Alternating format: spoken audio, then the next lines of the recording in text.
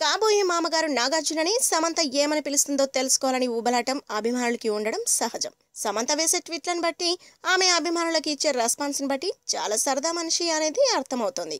అలాంటి అమ్మాయి సెలబ్రిటీ మామగారిని పిలిచే పిలుపు ఖచ్చితంగా స్పెషల్గానే ఉంటుంది.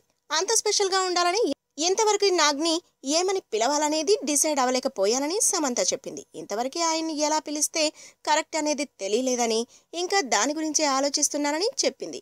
మరి ఇంతవరకు డిసైడ్ కాకపోతే ఇప్పుడు ఏమని పిలుస్తుందో మరి. నాగార్జున మాత్రం మనంలో తనకి అమ్మగా నటించింది కనుక సమంతని అమ్మ అనే పిలుస్తుంటారు. నాగార్జున గురించి ఒక్క మాటలో చెప్పమని అడిగితే పర్ఫెక్షనిస్ట్ అని సమంత చెప్పింది. మూడ్ బాగాలేనప్పుడు చాక్లెట్లు, ఐస్ క్రీమ్లు లెక్కలేనని తినేస్తుంటారని ఆమె ఒక ఫ్యాన్తో అంది. పెళ్లి తర్వాత కూడా నటించడం ఖాయమని, ఈ ఏడాదిలో తన జీవితంలో ఎన్నో విశేషాలు జరగబోతున్నాయని, వాటి కోసం ఎదురు చూడలేకపోతున్నారని సమంత అంటుంది. If you like the video, please like us and subscribe Tollywood Nagar.